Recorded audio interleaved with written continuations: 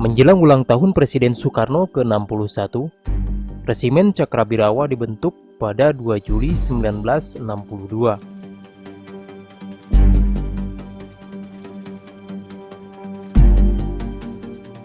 Pembentukan Resimen Pengawal Presiden ini sebagai respon atas berbagai percobaan pembunuhan terhadap Soekarno.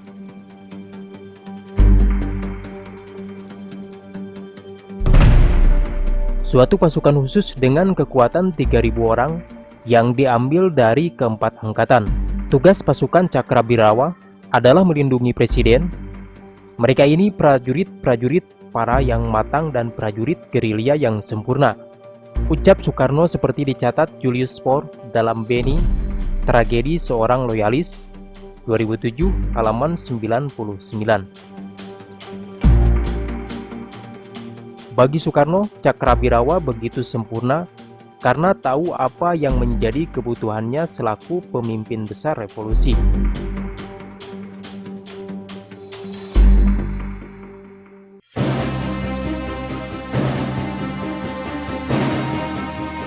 Nama Resimen Cakrabirawa ini lahir atas usul Hankam dan dari surat keputusan Presiden RI tertanggal 6 Juni 1962 nomor 211 /PLT /1962. Kata manggil Martowijoyo, salah seorang pengawal Soekarno, dalam kesaksian tentang Bung Karno 1945-1967, terbitan 1999 halaman 352.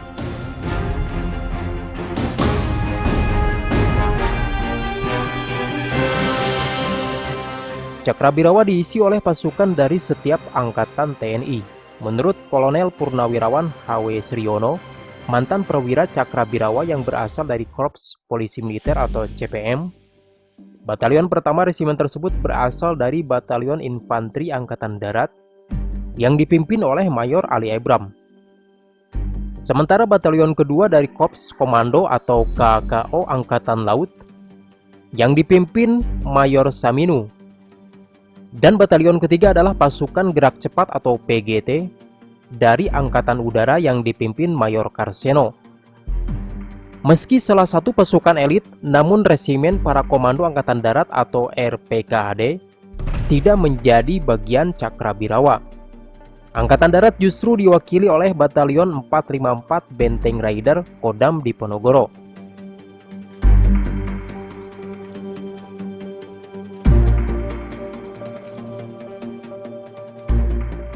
Pengawal Presiden Soekarno di tubuh Cakrabirawa juga berasal dari kepolisian dan CPM Angkatan Darat.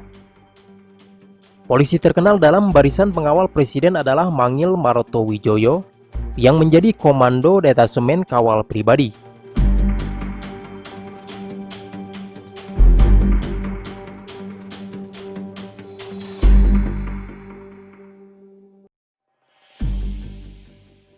Cakrabirawa dipimpin oleh Brigadir Jenderal Muhammad Sabur, sedangkan Kepala Staf dijabat oleh Kolonel Maulwi Saelan, yang juga mantan kiper dan kapten Tim Nasional Sepak Bola Indonesia.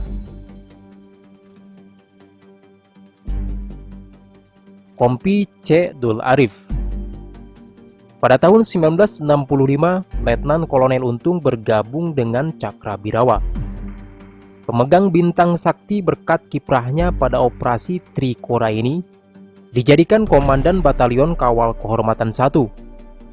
Sementara itu, perwira yang digantikannya dijadikan Asisten 1 Intelijen Resimen Cakrabirawa.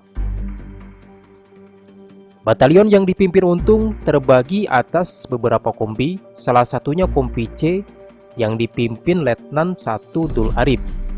Lelaki berdarah Madura itu adalah anak angkat Letnan Kolonel Ali Murtopo, wakil asisten 1 Intelijen Kostrad.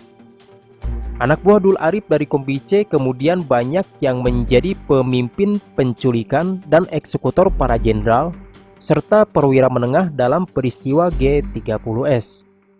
Mereka adalah Sersan Mayor Bungkus dan pembantu Letnan II Jahurup asal Bondowoso. Keduanya adalah kawan lama Dul Arif. Selain mereka ada juga Sersan II Raswad dari Brebes, Sersan Mayor Surono Hadiwijoyo dari Solo, Sersan Mayor Satar dari Malang, Sersan II Giadi dari Solo, dan Kopral II Hargiono. Di luar itu ada Sersan I Ishak Bahar dari Purbalingga yang bertugas berjaga di lubang buaya saat mereka menculik para korban.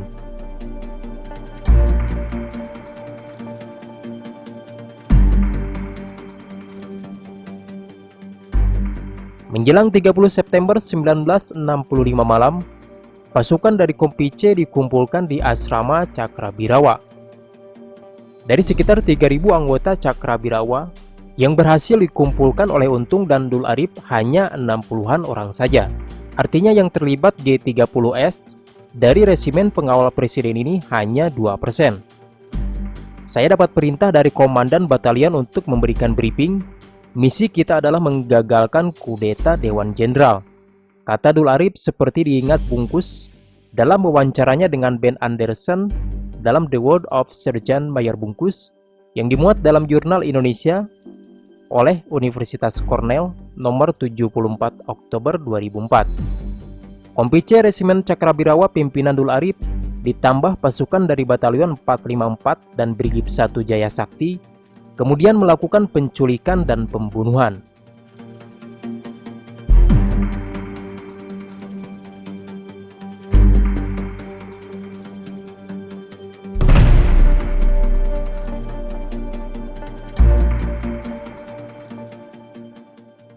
Dari Cakrabirawa ke Pas Pampres.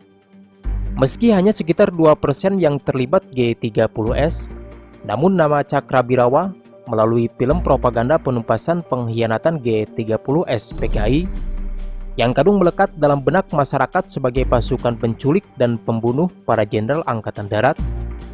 Pasukan ini kemudian dibubarkan.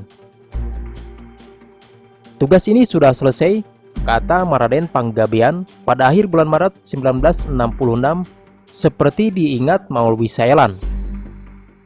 Bekas anggota Cakrabirawa yang tidak terlibat G30S dikembalikan ke kesatuannya masing-masing, sementara yang terlibat menjadi penghuni rumah tahanan militer.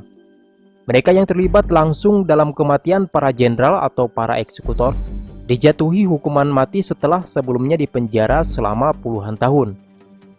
Pada 28 Maret 1966, bertempat di Mabes Direktorat Polisi Militer Angkatan Darat atau POMAD, diadakan serah terima tugas keamanan dan keselamatan Presiden atau Panglima Tertinggi ABRI dari Komandan Cakrabirawa Brigadir Jenderal Sabur kepada Direktur POMAD Brigadir Jenderal Sudirgo.